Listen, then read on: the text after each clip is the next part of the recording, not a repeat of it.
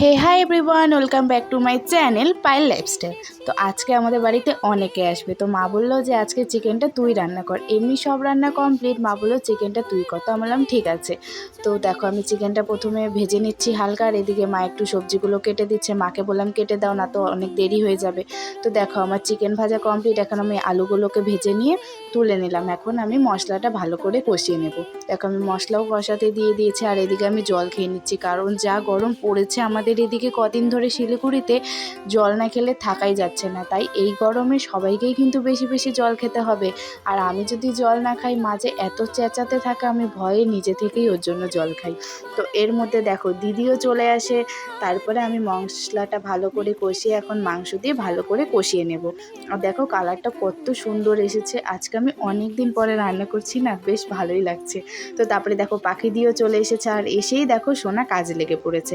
তো তোমরা নিশ্চয়ই ভাবছো যে কেন সবাই হঠাৎ এসেছে। দাঁড়াও দাঁড়াও, একটু পরেই জানতে পারবে। তো দেখো ওরা নেল করতে বসেও গেছে। আমার পাখিদির নেল করায়, তো আজকে সাথীদি পাখিদির কাছে নেল করতে এসেছে। আর এদিকে দেখো সোনার খেলা শুরু। ও যে আমাদের বাড়িতে আসলে এত খুশি হয়, ওকে ধরেই রাখা যায় না। তো এদিকে আমার মাংসটা প্রায় কমপ্লিট, আমি জল দিয়ে দিয়েছি। তো তার মধ্যে স্বর্ণালীও চলে আসে। আর দেখো এতক্ষণ ভাইয়ের সাথে খেলছিল, এখন আমার সাথে। সোনা যে খেলতে এত ভালোবাসে, ওর সাথে খেললে ওর আর কিছু চায় না, ও দুষ্টামিও ভুলে যায় তখন। আর এদিকে দেখো স্বর্ণালী একা একা কোণে মেহেন্দি পড়ছে। তো তারপরে আমি স্নান করে চলেও আসি। আর সোনা দেখো কত খুশি। এসেই দেখি যে ওর নেল কমপ্লিট। আর দেখো নেলটা কত সুন্দর লাগছে। তোমরা যদি কেউ আমার দিদির কাছে নেল করতে চাও, অবশ্যই ওর সাথে যোগাযোগ করতে পারো। ওর ইউটিউব আর ফেসবুকের নাম হচ্ছে পাখি ঘোষ, ওখান থেকে তোমরা যোগাযোগ করে নিতে পারো। তো অনেক দুপুর হয়ে গেছিলো দেখে আমরা সবাই খেতে বসে গিয়েছিলাম। আর দেখো এদিকে আমি সোনাকে খাইয়ে দিচ্ছিলাম, আর ও নিজে নিজেই খাচ্ছে। দেখো মাংসটা গরম ছিল দেখে ও সুন্দর ফু দিয়ে নিজে থেকেই খাচ্ছে, কত বুদ্ধি হয়ে গেছে। তো তারপরে ওরা খাওয়া দাওয়া করে রওনা দিয়ে দেয় বাড়িতে যাওয়ার জন্য। তারপরে আমরাও রেডি হয়ে বেরিয়ে পড়ি।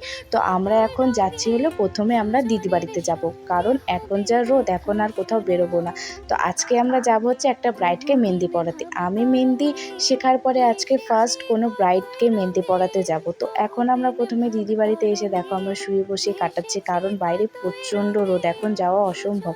তো আমরা ব্রাইডের বাড়িতে চলেও এসেছি। এসে ব্রাইড আসছিল না দেখে আমি বসেছিলাম। আমার মাথাটা এত ব্যথা করছিল দেখে দেখো আমার মাথাটা টিপে দিচ্ছিল। তো আর এই যে আমাদের ঢুঙ্গুনি দিদিকে দেখো। তো এই তো আমাদের ব্রাইডও চলে আসে। আজকে আমাদের ব্রাইডটা কিন্তু খুব মিষ্টি, তাই না? তো দিদি আর স্বর্ণালী প্রথমে সামনের হাতে পরিয়ে নিয়েছে, এখন আমি এক হাতে আর স্বর্ণালী এক হাতে পেছনে মেহেন্দি পরিয়ে নিচ্ছি। তো কেমন হয়েছে মেহেন্দি পরানোটা তোমরা কিন্তু অবশ্যই কমেন্টে জানিও। তো আজকের মতন এতটুকুই, দেখাবো অন্য কোনো একটা সুন্দর ভিডিওতে। ততক্ষণের জন্য সবাইকে টাটা, বাই।